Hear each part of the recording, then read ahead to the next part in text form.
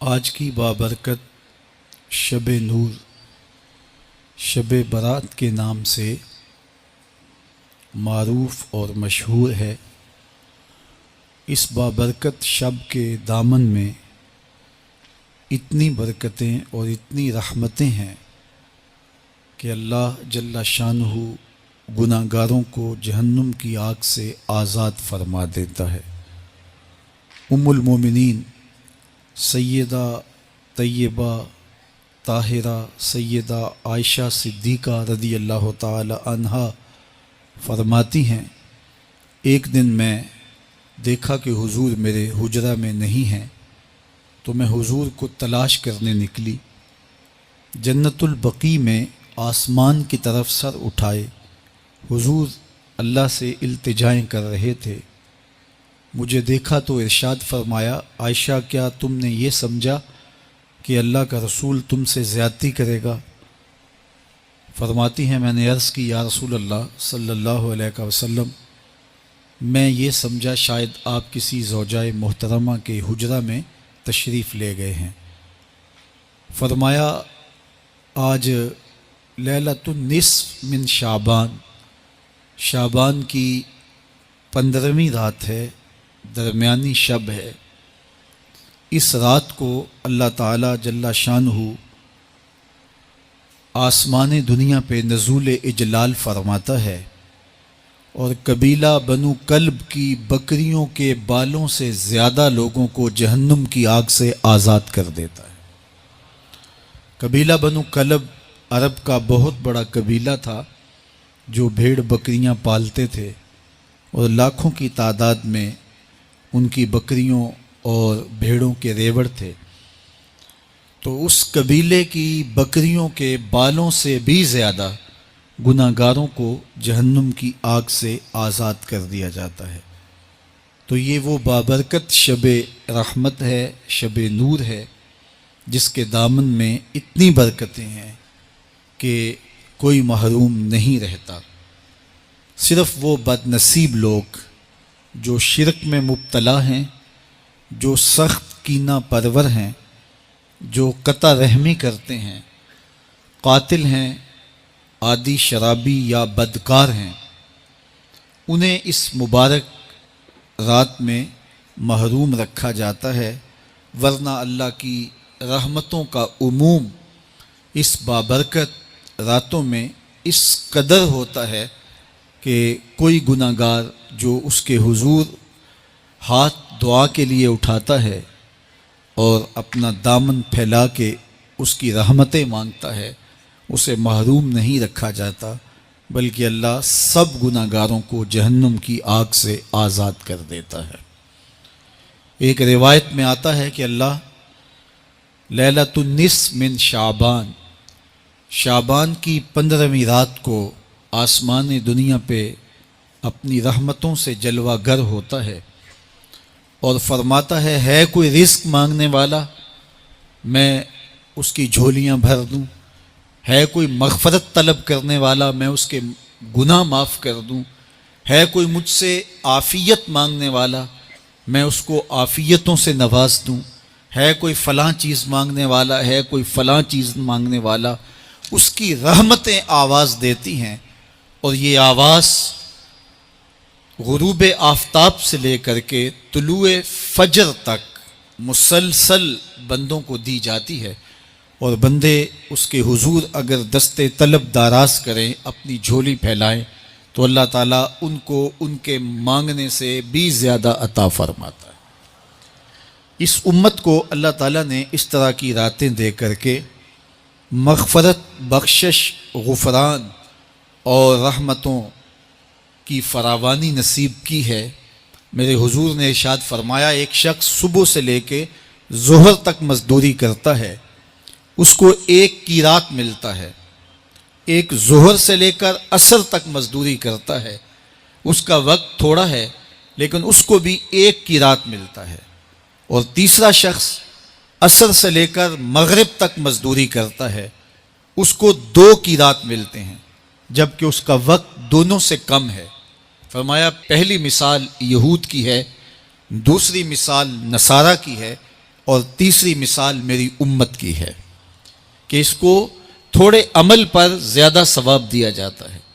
تو یہود اور نصارہ نے اس پہ برا منایا تو حضور علیہ السلام نے فرمایا کہ اللہ نے ان کے اجر میں تو کمی نہیں کی، لیکن مسلمانوں کو زیادہ اجر دے دیا، تو یہ اس کی کرم نوازی ہے۔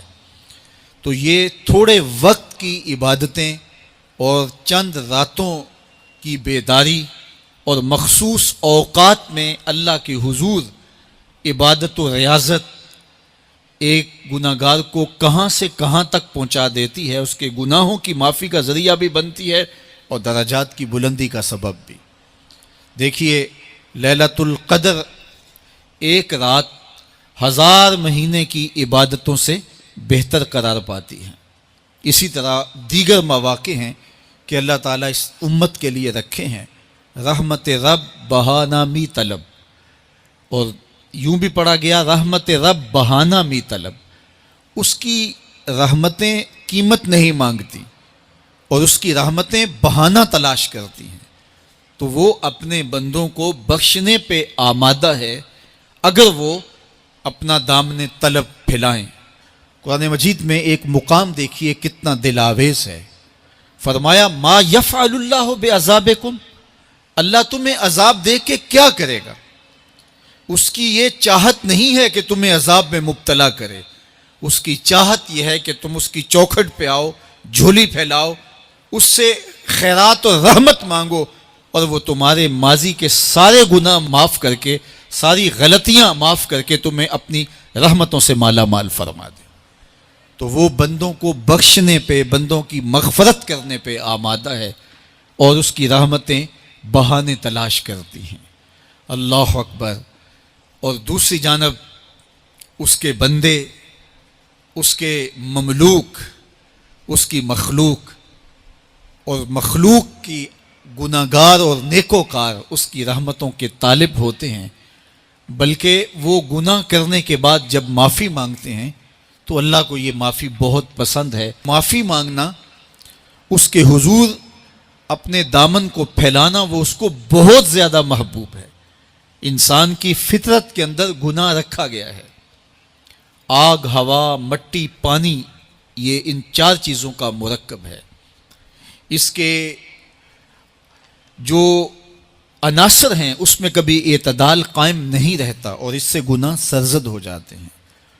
گناہ کرنے کے بعد بندے کا اس گناہ پہ اصرار کرنا، اڑ جانا، ضد کرنا، توبہ نہ کرنا، اللہ کو یہ پسند نہیں۔ لیکن اگر اس سے گناہ سرزد ہو جائے تو پھر وہ توبہ کر لے تو اللہ کو یہ بہت زیادہ پسند ہے۔ جو اس سے ہو سکے نیکی وہ اللہ کے حضور پیش کرے، لیکن اس کے اندر جو شر رکھی گئی ہے، اس کے اندر جو قوتیں گناہ کی رکھی گئی ہیں، اس سے اگر اس سے گناہ سرزد ہو جائے تو پھر وہ اللہ سے توبہ کرے، اللہ کی طرف رجوع کرے، تو اللہ اس کی توبہ کو نہ صرف قبول کرتا ہے بلکہ اس کے گناہوں کو معاف کرتا ہے اور گناہوں کو بدل کے نیکیوں میں تبدیل کر دیتا ہے۔ جب گناہ نیکیوں میں تبدیل ہو گئے تو جتنا بڑا گناہ گار تھا اتنا بڑا نیکوکار ہو گیا۔ حضرت سیدنا عمر رضی اللہ تعالیٰ عنہ بازار میں جا رہے تھے تو ایک شرابی نے ہاتھ میں بوتل پکڑی تھی شراب کی، تو حضرت عمر ہاتھ میں درہ رکھتے تھے اور آپ کا جاہ و جلال دیدنیت ہوتا، تو جو ہی حضرت عمر رضی اللہ تعالیٰ عنہ کو اس نے دیکھا تو ڈر گیا اور دل ہی دل میں کہا اے اللہ آج عمر کے قہر سے بچا لے، میں تیری بارگاہ میں سچی توبہ کرتا ہوں، اور جلدی سے شراب کو بغل میں چھپا لیا۔ اتنے میں حضرت عمر سر پہ پہنچ گئے اور گرج کر کڑک کے کہا کہ یہ تیری بغل میں کیا ہے؟ چونکہ اس کو بوتل چھپاتے دیکھا تھا تو وہ ڈر گیا اور ڈرتے ڈرتے کہنے لگا حضرت یہ سرکہ ہے۔ اب تھی تو شراب لیکن ڈرتے ہوئے بولا حضرت سرکہ ہے۔ تو حضرت عمر نے کہا نکال۔ جب نکالا تو شراب نہیں تھی، واقعی سرکہ بن چکا تھا۔ تو جب اللہ کے حضور کوئی توبہ کرتا ہے اللہ اس کے گناہوں کو بدل کے نیکیوں میں تبدیل کر دیتا ہے۔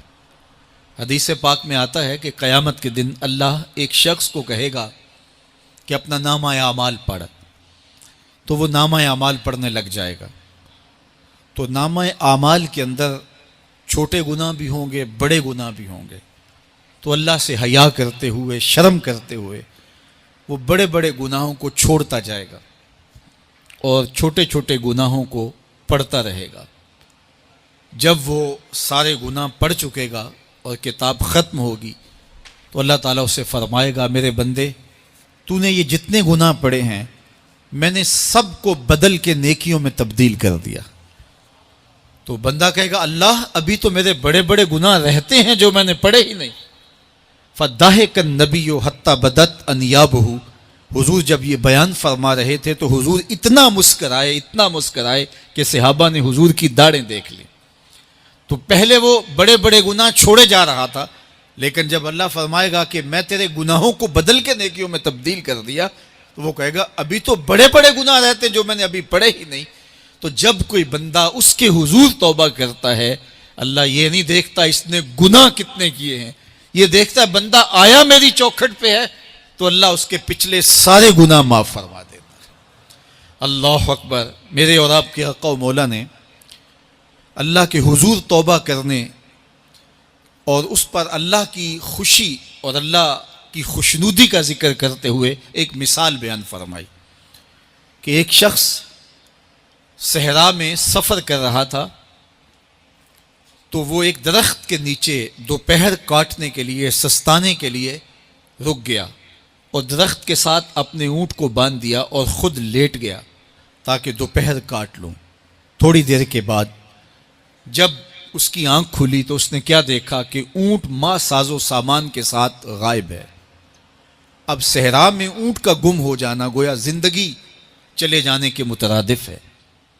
تو اس نے دائیں بائیں بھاگ دوڑ کے دیکھا کہ کہیں اونٹ کا نشان مل جائے، لیکن اونٹ کا نشان نہیں ملا۔ تا حد نظر کوئی انسانی آبادی نہیں۔ وہ بھاگا اور تھک ہار کے دوبارہ اسی درخت کے نیچے بیٹھ گیا اور پیاس سے ہلکان ہوا جا رہا تھا اور درخت کے ساتھ ٹیک لگا کے لیٹ گیا اور موت کا انتظار کرنے لگا۔ جن لوگوں نے صحرا کا سفر کیا ہے ان کو اس بات کا اندازہ ہوگا کہ کئی 100 میل تک انسانی آبادی ہی نہیں، اب نہ کچھ کھانے کے لیے بچا نہ کچھ پینے کے لیے بچا، اونٹ بھی غائب ہو گیا، توشہ بھی ساتھ ہی چلا گیا، تو اب ظاہر ہے سیدھی موت ہی نظر آ رہی ہے۔ تو وہ اس درخت کے ساتھ ٹیک لگا کے بیٹھ جاتا ہے اور موت کا منتظر ہوتا ہے۔ تھوڑی دیر کے بعد پھر اس کی دوبارہ آنکھ لگ جاتی ہے۔ جب دوبارہ آنکھ لگتی ہے تو تھوڑی دیر بعد پھر آنکھ کھلتی ہے۔ جب دوبارہ آنکھ کھلتی ہے تو دیکھتا ہے کہ اونٹ جو گما تھا ماں ساز و سامان کے اس کے پاس کھڑا ہے۔ تو صحرا میں اس حالت میں اونٹ کا مل جانا زندگی مل جانے کے مترادف ہے۔